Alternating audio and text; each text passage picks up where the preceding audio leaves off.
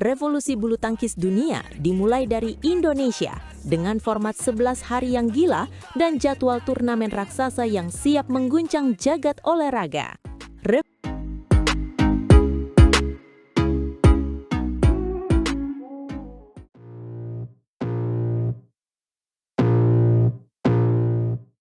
Revolusi bulu tangkis dunia dimulai dari Indonesia dengan format 11 hari yang gila dan jadwal turnamen raksasa yang siap mengguncang jagat olahraga.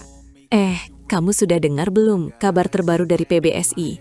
Ini benar-benar bakal mengubah wajah bulu tangkis kita selamanya. Wah, kabar apa itu? Jangan bilang kalau Indonesia Open bakal pindah lokasi lagi, atau ada pemain bintang yang tiba-tiba pensiun dini. Bukan itu, PBSI baru saja menegaskan kesiapannya untuk menjalankan format baru Indonesia Open yang berdurasi 11 hari penuh. Bayangkan, turnamen Super 1000 ini bakal jadi maraton bulu tangkis yang luar biasa panjang dan sangat mendebarkan bagi semua penggemar setianya. 11 hari? Serius kamu? Biasanya kan cuma 6 atau 7 hari saja sudah sangat melelahkan bagi pemain dan juga panitia penyelenggara. Apa tidak kemahalan tuh biaya operasionalnya kalau harinya ditambah sebanyak itu?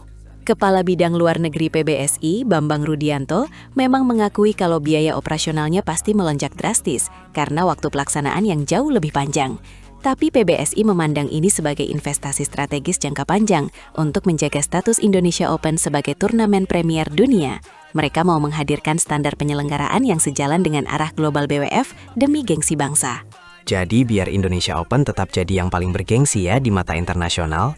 Tapi kalau durasinya 11 hari, apa para pemain kita tidak gempor dan kelelahan secara fisik? Justru sebaliknya, ada keuntungan teknis yang sangat besar di sini. Jumlah peserta nomor tunggal bertambah dari 32 menjadi 48 pemain. Jadi lebih banyak peluang buat atlet muda kita untuk tampil di level tertinggi. Terus, atlet akan menjalani lebih banyak pertandingan karena menggunakan sistem setengah kompetisi di babak awal hingga lolos ke babak 16 besar. Berubah jadi sistem grup begitu ya di awal. Berarti tidak langsung sistem gugur yang bikin was-was itu. Betul sekali. Jadi penonton tidak perlu takut pemain jagoannya langsung angkat koper di hari pertama pertandingan. Dan dari aspek kebugaran, durasi yang lebih panjang ini justru memberikan ruang istirahat yang lebih ideal bagi para pemain bintang. Hanya akan ada 2 lapangan pertandingan yang digunakan setiap harinya, sehingga atlet punya waktu pemulihan yang jauh lebih memadai di antara jadwal tanding mereka. Oh, jadi jeda antar pertandingan bisa lebih panjang ya. Kualitas permainan pasti bakal lebih terjaga, karena mereka tidak dipaksa main setiap hari tanpa napas yang cukup. Tepat sekali. Strategi ini diharapkan menjaga performa puncak atlet sepanjang turnamen berlangsung.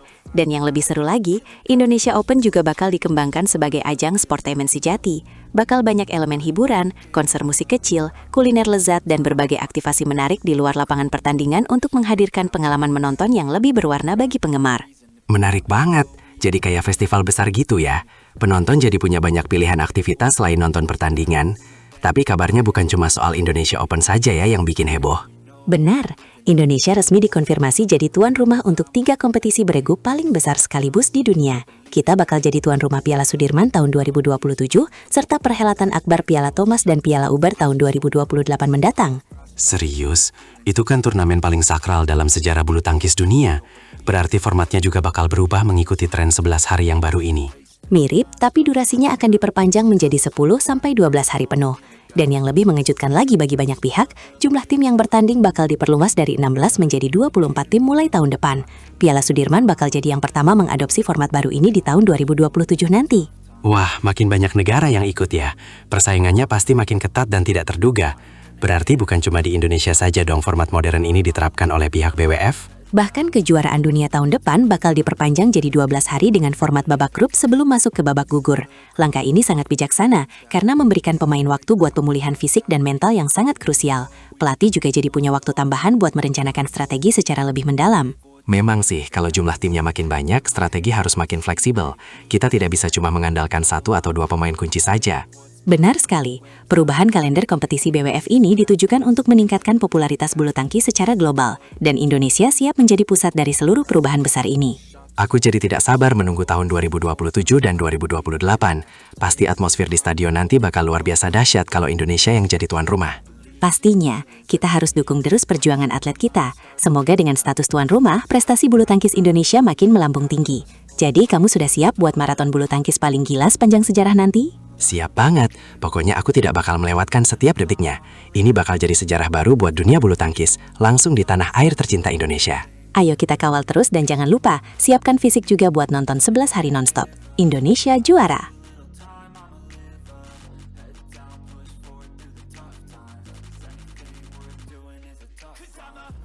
Daftar wakil Indonesia di All England 2026 resmi dirilis. Mampukah Jonathan Christie dan Fajar Fikri kembali mengguncang dunia di Birmingham?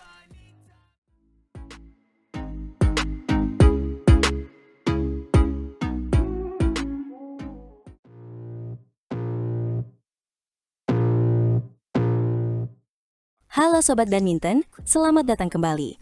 Hari ini ada kabar mendebarkan dari dunia bulu tangkis, karena daftar pemain yang berangkat ke turnamen tertua di dunia, All England 2026, resmi diumumkan oleh PBSI.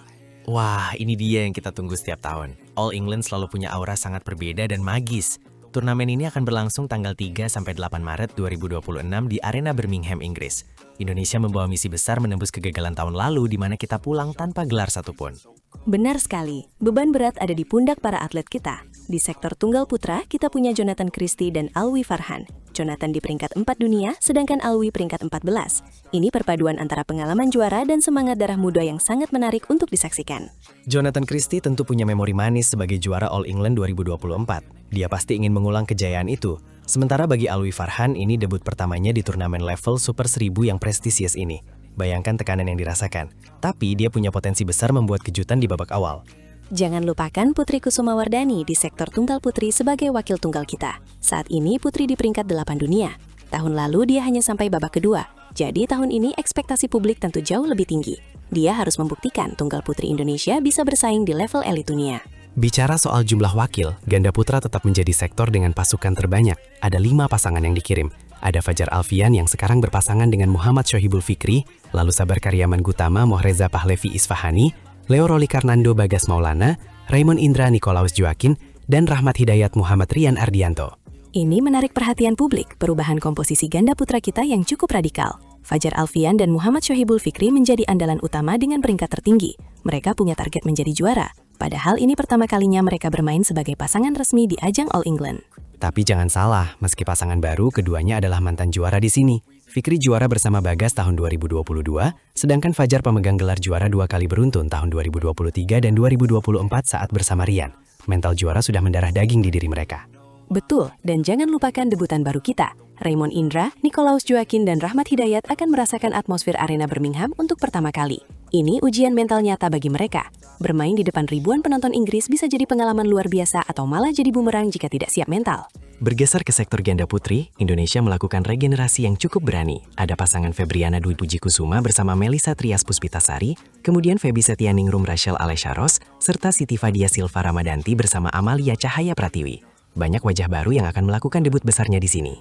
Betul, Febi, Rachel, dan Trias akan menjalani debut. Sedangkan Ana, Tiwi, dan Fadia sudah punya pengalaman bertanding di sana sebelumnya. Persaingan ganda putri dunia sangat ketat sekarang, terutama dari wakil Tiongkok dan Korea Selatan. Tapi dengan semangat baru ini, kita berharap ada kejutan manis dari Srikandi Indonesia. Terakhir di ganda campuran, kita punya 2 pasangan muda yang juga menjalani debut perdana. Ada Jafar Hidayatullah, Felicia Alberta Nathanael Pasaribu, dan Amri Syahnawi Violina Marwah. Keduanya belum pernah merasakan panasnya persaingan di arena Birmingham yang sangat melegenda itu. Ini skuad yang penuh tantangan dan harapan. Indonesia sepertinya ingin mencoba formula baru untuk kembali mendominasi turnamen ini. Dengan total wakil banyak, peluang membawa pulang gelar sangat terbuka lebar. Tapi pertanyaannya, siapa yang paling siap menghadapi tekanan mental di lapangan nanti? Kuncinya ada di babak-babak awal. Jika para debutan bisa melewati babak pertama dengan kemenangan yang meyakinkan, kepercayaan diri mereka akan melesat. All England itu kejam. Satu kesalahan kecil bisa membuat Anda tersingkir. Kita harus memberikan dukungan penuh agar mereka memberikan yang terbaik untuk Merah Putih. Setuju sekali. All England 2026 ajang pembuktian bahwa bulu tangkis Indonesia masih raksasa yang disegani. Jonathan, Fajar, Fikri, dan semuanya membawa harapan jutaan rakyat Indonesia. Mari kita tunggu aksi mereka di bulan Maret mendatang yang sudah di depan mata. Jangan lewatkan satu pertandingan pun ya. Terus ikuti update terbaru persiapan mereka di kanal ini. Menurut kalian, siapa wakil Indonesia yang paling punya peluang juara tahun ini?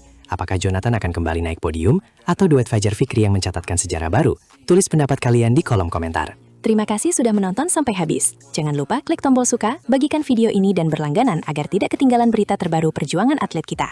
Sampai jumpa di video berikutnya. Salam olahraga dan tetap dukung bulu tangkis Indonesia. Indonesia bisa, Indonesia juara, Indonesia jaya. Amin.